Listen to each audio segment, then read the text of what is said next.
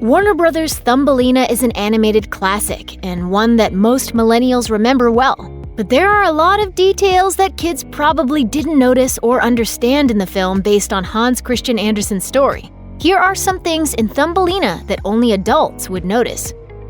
Plenty of kids probably grew up thinking Warner Brothers Thumbelina was a Disney movie, and this may have been for good reason. The animation has a similar look to Disney movies of the time, and creator Don Bluth drew inspiration from a Hans Christian Andersen story, as did the creators of Disney's The Little Mermaid. Thumbelina even uses some of the same voice actors as Disney. Have you ever seen a fairy? So it's probably no surprise that Bluth actually worked as an animator at the Walt Disney Company. He started his career at Disney drawing squirrels and birds for Sleeping Beauty and worked there for a total of 10 years. He eventually left in 1979 to form Don Bluth Productions and later went on to make movies like The Secret of Nim, An American Tail, and Anastasia. When it comes to animated movies, young viewers may not recognize even the most famous voices behind their favorite characters. Adults, however, can probably realize just how impressive the cast really is. Jodie Benson, who voices the titular character, was practically a household name after voicing Ariel in 1989's The Little Mermaid. Gilbert Gottfried, who plays Mr. Beetle, was a well-known performer in his own right and famously voiced Iago in Disney's Aladdin. These two actors alone are enough to make Thumbelina star-studded, but there are still some other impressive names in the cast. I love the sound of your voice. The great Carol Channing voices Mrs. Fieldmouse, Charo plays Mrs. Toad, and Kenneth Mars, who was in Young Frankenstein, The Producers, and The Little Mermaid, is behind King Colbert. Additionally, the film features a lot of big names in the animated movie world, including Will Ryan, who previously worked on The Land Before Time and An American Tail. June Foray, who plays Queen Tabitha, famously voiced Rocky the Squirrel, and she would later voice Grandmother Fa in Mulan. With book-to-movie adaptations, the film doesn't always match the original story, and Thumbelina is no different. While the team kept a lot of the same plot points, they expanded on the story quite a bit. For one thing, Mrs. Toad and her sons don't perform as a band in the original. In fact, they only play a small part in the story. The only words Mrs. Toad says to Thumbelina, or Tiny in Hans Christian Andersen's story, are, "Here is my son. He will be your husband, and you will live happily in the marsh by the stream." So much for romance. Mr. Beetle, called the cockchafer in the original story, doesn't perform in a nightclub. He doesn't even go to a nightclub. Instead, he acts more like a traditional beetle. And the prince doesn't appear until much later in the original story. Towards the end, the swallow, who's portrayed as Giacomo in the movie, carries Tiny away from Mr. Mole's home and they head to, quote, warmer countries. There, she meets the prince of the flower people. What is the matter, Thumbelina? I'm cold, I'm lost, and I'm hungry. Even in just one of the film's opening songs, Thumbelina nearly dies, multiple times. She's so light that a farm animal's breath sends her into a water trough where she's only saved from drowning by a bull who, luckily, was there in time. Then she dances on the edge of that same trough and nearly falls into the water again. The dangers don't end there, though. Seconds later, Thumbelina falls through a hole and onto a pile of hatching eggs. It's a good thing she landed in a nest because falling onto a harder surface after such a long drop could have been fatal. And before the song is over, she almost gets baked into a pie, but escapes just before being put in the oven. All those dangerous things happen when Thumbelina's safe at home, before she's kidnapped and before she's almost drowned in a waterfall or gets stuck in a snowstorm without shelter. Once upon a time, there was a lonely woman who longed to have a child to call her own. That's how Thumbelina's mother is first described. Her wish comes true when she goes to see a fairy who gives her a seed to plant. When a flower grows and blooms from the seed, Thumbelina pops out of the flower. Kids watching the film might see Thumbelina's mother simply as a woman who wanted a child, but adults watching can see how heart-wrenching her storyline is. In the beginning, she's seen looking over an empty cradle. Once Thumbelina is born, the tiny character sleeps in a walnut shell inside a cradle in a nursery. The presence of these cradles makes it appear as though the woman had lost a child, or that she had always wanted a child but wasn't able to have it. The mother's storyline gets even sadder when the child she waited for vanishes without a trace. Thumbelina's mother sings a song, a reprise of the movie's song Soon, that's all about heartbreak. and the hope that Thumbelina is safe. The animals in Thumbelina have inconsistent speaking abilities. While almost all of the animals and insects Thumbelina encounters speak and sing as well as she does, two of the animals, Hero the dog and Prince Cornelius's bumblebee, don't talk at all. These two take on more traditional pet roles, with Hero acting like any other pet dog and Cornelius's bumblebee acting something like a horse.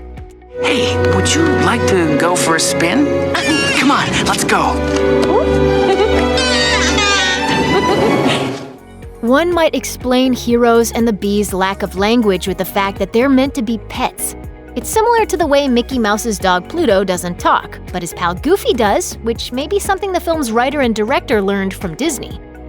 When Mrs. Toad kidnaps Thumbelina, she takes her to a boat where she lives with her three sons. Mozo, gringo, and grande. There, the Toads sing a jaunty tune, encourage Thumbelina to join their showbiz family, and try to arrange her marriage to Grundle. But these toads aren't actually toads at all. At least they don't appear to be. Mrs. Toad and her family live on a boat in the water, which would be a good place for a frog to live as they are mostly aquatic, but toads are known to live on land. The four characters' smooth skin looks more like the slimy skin that frogs have, and not like the dry, bumpy skin of toads. So it seems that these characters are actually meant to be frogs. But then again, maybe these creatures aren't frogs either. Mrs. Toad is clearly shown to have breasts, and frogs, being amphibians, would certainly not. While Thumbelina eventually marries Prince Cornelius, the film doesn't follow a typical boy-meets-girl narrative. Prince Cornelius plays a large role in the movie, but the story doesn't revolve around his relationship with Thumbelina. Thumbelina is faced with many options for what path to go down in life. With Cornelius, she finds love, but with Mrs. Toad and her son, she's given a chance to pursue fame. When Mr. Beetle takes her under his wing, she could choose to enjoy a life of being celebrated for her beauty. Then when she considers marrying Mr. Mole, she knows that, though she may not love him, at least she will be comfortable financially. The movie is all about life choices and the paths a person can go down. The fact that Thumbelina is reunited with her love in the end may be beautiful, but Thumbelina isn't necessarily about romance. Thumbelina doesn't have the type of villains often found in fairy tale-inspired animated movies. The antagonists in this film include the Toad family, Mr. Beetle, and Mr. Mole, but none of these characters are the bad guys that viewers are probably used to finding elsewhere. Mrs. Toad is the most villainous, as she's the only one to actually do something illegal when she kidnaps Thumbelina. It's unclear, however, if she intended to keep Thumbelina captive. If Thumbelina didn't want to join the Toads on the road, Mrs. Toad could have planned on returning Thumbelina to her home. After all, she doesn't seem particularly ruthless. Buenos dias. I hope you sleep very, very good. Huh? Meanwhile, Mr. Beetle is guilty of some serious harassment, but Thumbelina seems to be willing to perform at the Beetle Ball, and she appears to be happy until she's rejected. And while Mr. Mole may not be as handsome as Prince Cornelius, the only thing he actually does to Thumbelina is try to marry her. These characters aren't evil, they're just selfish, and they don't act in Thumbelina's best interests. They may be less frightening characters for a movie, but they're more realistic villains. Thumbelina's physical beauty and singing voice are heavily emphasized throughout the film. Prince Cornelius first meets her because he hears her singing. Mrs. Toad kidnaps her because her son sees and hears her. Mr. Beetle makes her dance in his club because he thinks she's beautiful.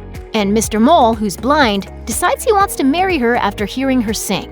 I wonder if... Yes? If I could ask you to help me persuade Miss Thumbelina to be my wife. None of Thumbelina's suitors seem to care about her personality. With the film's strong focus on attractiveness, one would think that Thumbelina would address the skewed idea of physical beauty. But even in a scene where Giacomo comforts Thumbelina, there is still importance placed on her looks. Thumbelina complains that Mr. Beetle says she's ugly, and Giacomo tells her not to worry about him. You love the beetle?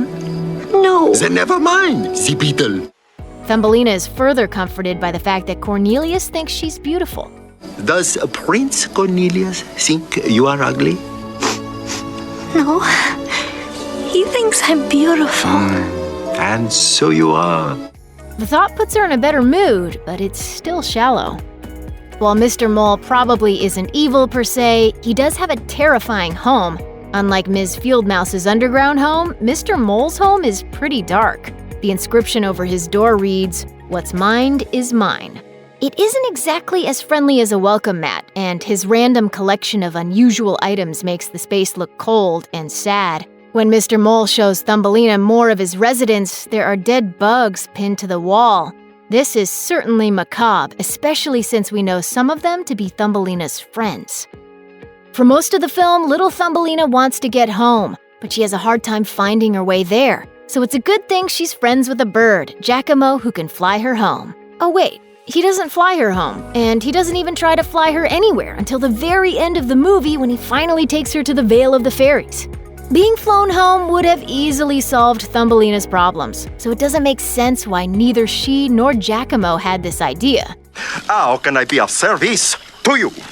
When Thumbelina and Giacomo meet, Thumbelina is trapped on a lily pad after the Toad family leaves her behind. Instead of picking her up, Giacomo helps her get off the lily pad by cutting its stem. When the lily pad and Thumbelina head toward a waterfall, Giacomo still doesn't think to pick her up. What gives? No great animated movie is complete without a fabulous soundtrack, and the music in Thumbelina is certainly memorable. With catchy songs like Let Me Be Your Wings and On the Road, the soundtrack is sure to inspire kids to sing its songs over and over. But what young viewers probably don't realize is that the music in Thumbelina was arranged by the great music icon Barry Manilow, who's famous for hits like Mandy and Can't Smile Without You. While the lyrics were written by Bruce Sussman and Jack Feldman, the music was arranged and produced by Manilow himself. Unfortunately, the soundtrack for Thumbelina didn't end up winning any awards, except for a Razzie for Worst Original Song for Mary the Mole. Still, the catchy tunes brighten up the movie and make it the lovable film it is. Check out one of our newest videos right here. Plus, even more list videos about your favorite animated movies are coming soon. Subscribe to our YouTube channel and hit the bell so you don't miss a single one.